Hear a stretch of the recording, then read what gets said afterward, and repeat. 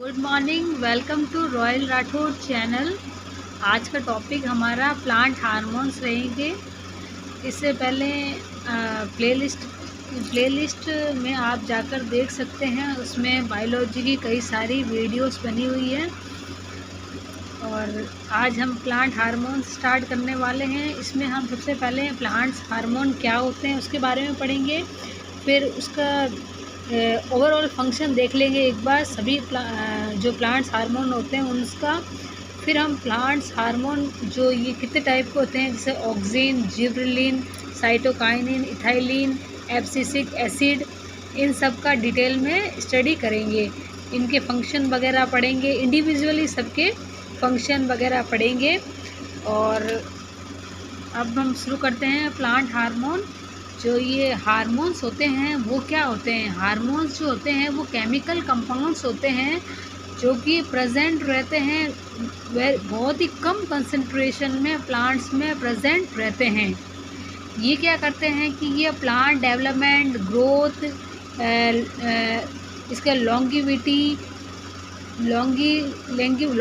Reproductive process वगैरह को regulates करते हैं प्लांट्स में। अब जो हमने सबसे पहले हम देखेंगे कि जो ये ऑक्सिन कैसे आइसोलेट किया गया था, किसके थ्रू किया गया था, किसने किया था, इसके बारे में पढ़ते हैं।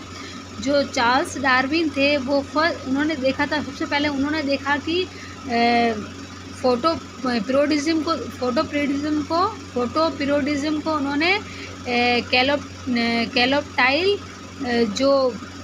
कैलोप्टाइल्स होती है जैसे कैनरी ग्रास की, उसमें सबसे पहले उन्होंने ऑब्जर्व किया था कि फोटोट्रॉपिज्म को। और फिर क्या हुआ, जो F.W. वेंट थे उन्होंने सबसे पहले आइसोलेट किया ऑक्सिन को कैलोप्टाइल, जो ओट सीडलिंग का जो कैलोप्टाइल होता है उसमें से उसे ऑक्सिन को आइसोलेट किया था। फिर हम पढ़ते हैं कि जो प्लांट्स हार्मोन्स है उनके क्या फंक्शन है। ये जो प्लांट्स हार्मोन्स होते हैं ना वो कंट्रोल करते हैं ऑल द ग्रोथ, जितनी भी ग्रोथ होती है, डेवलपमेंट होता है या एक्टिविटीज़, जैसे कि अपन सेल डिवीज़न हुआ, एनलार्जमेंट हुआ, फ्लावरिंग हुई, सीड जर्मिनेशन हुआ, डोरमेंसी हुआ, एब्सिशन हुआ, इन सब को कंट्रोल करता है, ये प्लांट हार्मोन्स कंट्रोल करते हैं। अब हम उनके जो बेस्ड ऑन देयर एक्शन, उनके एक्शन के अकॉर्डिंग प्लांट्स हार्मोन को हम कैटेगराइज करते हैं दो कैटेगरीज में। जैसे फर्स्ट है प्लांट ग्रोथ प्रमोटर्स, जो प्लांट्स में जो ग्रोथ होती है उनको प्रमोट करने वाले होते हैं, उन्हें प्लांट ग्रोथ प्रमोटर्स कहते हैं। और कुछ हार्मोन्स होते हैं जो ग्रोथ को इनहिबिट करते हैं, तो इस टाइप के जो हार्मोन्स होते हैं उन्हें प्लांट ग्रोथ इनहिबिटर्स कहते हैं। अब प्लांट्स हार्मोन्स के बारे में पढ़ते हैं। सबसे पहले हम ऑक्सिन के बारे में पढ़ेंगे। जो ऑक्सिन होता है ना वो कैसे, कहाँ, सबसे पहले ये जो ऑक्सिन वर्ड है वो ग्रीक वर्ड है, जिसका मतलब क्या होता है, टू ग्रो करना, इसका मतलब होता है। ये ग्रीक वर्ड है जिसका मतलब होता है ग्रो। और नेचुरली अक्रिंग ऑक्सिन है ना, वो उसमें कौन कौन से आ जाते हैं ऑक्सिन में, जो नेचुरली अक्रिंग होते हैं, एक आर्टिफिशियली होते हैं, एक नेचुरली होते हैं। जो नेचुरली अक्रिंग जो ऑक्सिन्स होते हैं ना, उसमें एक तो इंडोल 3 एसिटिक एसिड आता है, और इसके अलावा कुछ एंडोजीनियस ऑक्सिन्स होते हैं, जैसे कि इंडोल 3 ब्यूटेरिक एसिड और इंडोल 3 प्रोपिनोइक एसिड और फिनाइल लैक्टिक एसिड और 4 क्लोरो इंडोल 3 एसिटिक एसिड। ये जो जितने भी है ना, अभी मैंने आपको नाम बताए, वो एंडोजीनियस ऑक्सिन है। और नेचुरली जो अक्रिंग ऑक्सिन है वो है इंडोल 3 एसिटिक एसिड। जो ये ऑक्सिन सबसे पहले आइसोलेट कहाँ से किया गया था, ये ह्यूमन यूरिन से आइसोलेट किया गया था। और ये जो हार्मोन्स होते हैं जनरली कहाँ फाउंड होते हैं, कहाँ पाए जाते हैं, ये ग्रोइंग एपिसिस होती है, स्टेम्स या रूट्स की, इनमें ये पाए जाते हैं। इस ऑक्सिन को हम क्लासीफाई करते हैं दो टाइप्स में, जैसे पहला नेचुरल ऑक्सीजन, फिर सिंथेटिक ऑक्सीजन। इन 2 क्लासेस में हम क्लासिफाइड इनको करते हैं।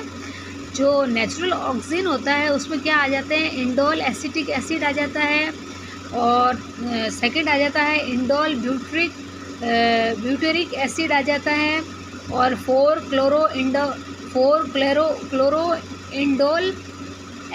Indole 3 acetic acid. ये सब तीनों नेचुरल ऑक्सीजन में आते हैं। सेकंड हमने क्लासीफाई किया था सिंथेटिक ऑक्सीजन में। सिंथेटिक ऑक्सीजन में 2,4-डाइक्लोरोफिनॉक्सी एसिटिक एसिड आता है। इसके अलावा नेप्थलीन आता है, नेप्थलीन एसिटिक एसिड। ये क्या है, सिंथेटिक ऑक्सीजन है। अब हम ऑक्सीजन का फंक्शन पढ़ते हैं कि क्या फंक्शन है ऑक्सीजन का। प्लांट हार्मोन जो ऑक्सीजन है उसका क्या फंक्शन है। तो ये क्या करता है, सेल इलोंगेशन करता है। स्टेम और रूट्स के जो स्टेम और रूट्स में सेल इलोंगेशन का काम करता है। जो इंडोल एसिटिक एसिड होता है एपिकल बर्ड्स में, वो सप्रेस कर देता है ग्रोथ ऑफ लेटरल बर्ड्स। जो लेटरल बर्ड्स होते हैं उनकी ग्रोथ को सप्रेस कर देता है इंडोल एसिटिक एसिड, जो एपिकल बर्ड्स में प्रेजेंट होता है। इसके बाद में ये जो पार्थेनोकार्पी होता है उसे भी ऑक्सीजन इंड्यूस करता है। पार्थेनोकार्पी क्या होता है, ये एक developments of fruit without fertilisation है। बिना फर्टिलाइजेशन के फ्रूट्स को डेवलप करना, इसको हम पार्थेनोकार्पी कहते हैं। जैसे एग्जांपल इसके टमाटो है। इसके अलावा इसका क्या फंक्शन है कि ये प्रिवेंट करता है premature fall of leaves, flowers और फ्रूट्स। जो प्रीमैच्योर जो लीव्स होते हैं, फ्लावर्स होते हैं, फ्रूट्स होते हैं, उनको ये रोकता है। इसके अलावा ये क्या होता है, ये यूज़फुल होता है जैसे स्टेम कटिंग में, ग्राफ्टिंग में। और ये क्या करता है कि ये रूटिंग को ये इनिशिएट करता है, ऑक्सीजन इनिशिएट करता है रूटिंग को। और इसके अलावा इसका क्या फंक्शन है कि ये फ्लावरिंग को ये प्रमोट करता है। जैसे एग्जांपल हम पाइनएप्पल देख सकते हैं। पाइनएप्पल में जो फ्लावरिंग होती है उसे ऑक्सीजन प्रमोट करता है। इसके अलावा जो 2,4-D है वो कहाँ वाइडली यूज्ड होता है ऐसा हर्बिसाइड्स की फॉर्म में यूज्ड होता है। जिससे क्या होता है कि जो अनडिज़ायरेबल जो वीड्स होते हैं ना, जैसे डाइकोट्स प्लांट्स के, इन लोग डाइकोट्स प्लांट्स को इनको किल करने में ये काम आता है। और मोनोकोट प्लांट्स वगैरह होते हैं विदाउट अफेक्टिंग मोनोकोट प्लांट्स। ये मोनोकोट प्लांट्स को अफेक्ट बिना किए हुए डाइकोट्स प्लांट्स को ये किल कर देता है। इसके अलावा ये हेल्प करता है सेल डिवीज़न में, जाइलम डिफरेंशिएशन में। ये इसका फंक्शन है। और फंक्शन की बात करें तो ये क्या कहता है, रूट इनिबिशन। रूट की इनिबिशन, ये रूट्स को डेवलप होने से रोकता है। और फ्लावरिंग इनिबिशन, फ्लावर को भी ये रोकता है। और डिले ऑफ एब्सिशन, जो एब्सिशन की जो प्रोसेस होती है उसे वो डिले कर देता है। और parthenocarpy xylem differentiation cell division में ये हेल्प करता है। और ये ट्रॉपिक मूवमेंट्स होते हैं उनमें भी ये हेल्प करता है। ट्रॉपिक मूवमेंट्स में जैसे फोटोट्रॉपिज्म, ग्रेविट्रॉपिज्म, इनमें ये हेल्प करता है। इसके अलावा जैसे हर्बिसाइड्स के फॉर्म में हम किस टाइप की ऑक्सीजन को यूज़ करेंगे, 2,4-D को हम हर्बिसाइड्स के फॉर्म में यूज़ करेंगे। इसके अलावा ये सीडलेस फ्रूट्स होते हैं, उन्हें प्रोड्यूस करने में भी ऑक्सीजन हेल्प करता है। जैसे सीडलेस टमाटोस, इनमें हेल्प करता है। अब सेकंड वन हम जिबरेलिन के बारे में पढ़ते हैं। मतलब इसमें more than 100 gibberellin that are known. अब तक जितने भी 100 से ज़्यादा ही जिबरेलिन नॉन हो चुके हैं। और ये जिबरेलिन होता है, उनका नेचर कैसा होता है, एसिडिक नेचर होता है।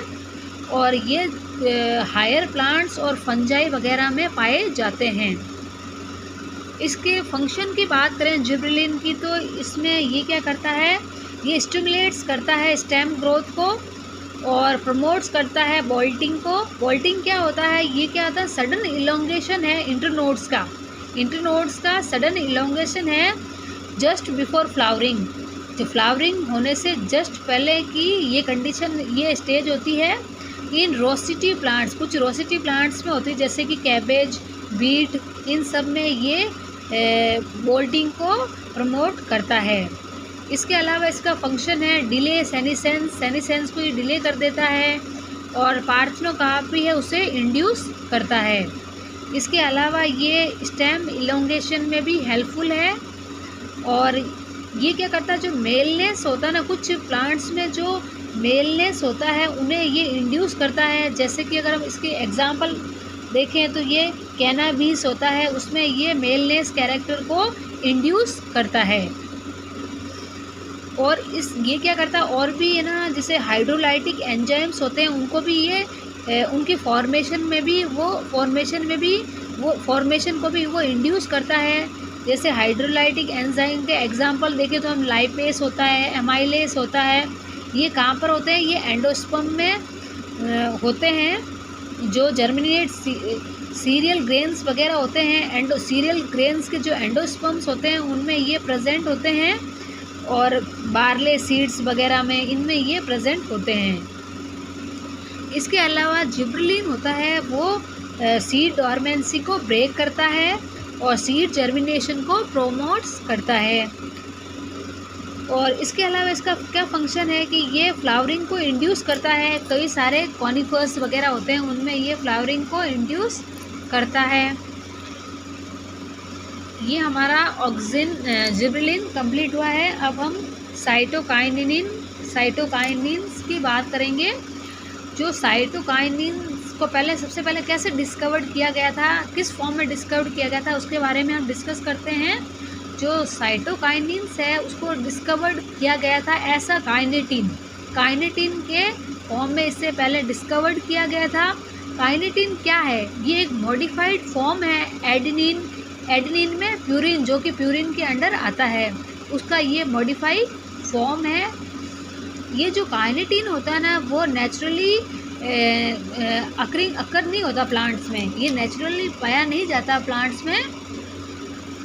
जो साइटोकाइनिन होता है अलोंग विथ ऑक्सिन के साथ ये सेल डिवीज़न को प्रमोट करता है, और इसके अलावा ये इम्पोर्टेंट रोल प्ले करता है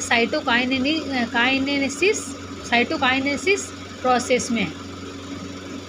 जो नेचुरली जो साइटोकाइनिन होती है ना, वो किस में पाई जाती है, फाउंड एज जिएटिन में पाई जाती है इन कॉर्न कैनल और कोकोनट मिल्क में।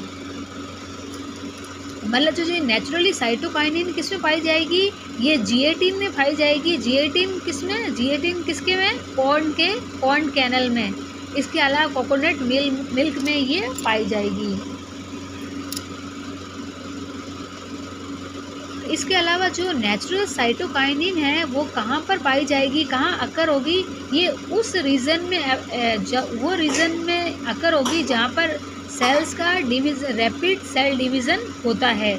जैसे डेवलपिंग सूट्स में पाई जाएगी, बर्ड्स में पाई जाएगी, रूट एपिसिस में पाई जाएगी, यंग फ्रूट्स वगैरह में पाई जाएगी, इनमें ये साइटोकाइनिन पाई जाती है। जो ये मूवमेंट होता है साइटोकाइनिन का, वो किस फॉर्म में होता है, वो बेसिपिटल और पोलर फॉर्म में होता है। जो ये नेचुरल साइटोकाइनिन है वो किस में पाई जाएगी, जिएटिन में, जैसे कि हमने पहले पढ़ा है, कॉर्न कर्नल्स, कोकोनट मिल्क, इनमें ये पाई जाएगी। और जो सिंथेटिक जो साइटोकाइनिन है वो किस में पाई जाएगी, जैसे बेंजाइलाडिनिन और डाइफिनाइल यूरिया, थाइडाइज़ुरोन, इनमें सिंथेटिक साइटोकाइनिन पाई जाती है। अब हम साइटोकाइनिन के फंक्शन पढ़ते हैं।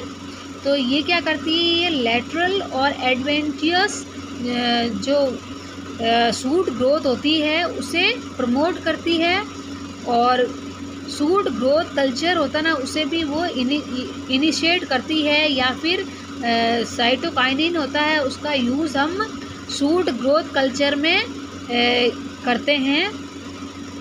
इसके अलावा ये हेल्पफुल होती है overcoming apical dominance induce by auxin. जो एपिकल डोमिनेंस जो ऑक्सिन इंड्यूस कर देता है, उसे वो ओवरकमिंग करने में हेल्पफुल रहती है। इसके अलावा ये स्टिमुलेट करती है formation of chloroplast in the leaves.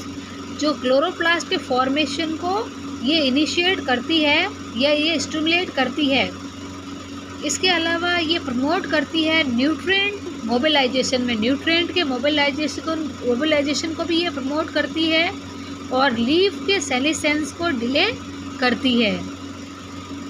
इसके अलावा ये सेल डिवीज़न को रेगुलेट्स करती है, और जो ऑक्सिन और साइटोकाइनिन के जो रेशियो होते हैं वो इम्पोर्टेंट रोल प्ले करते हैं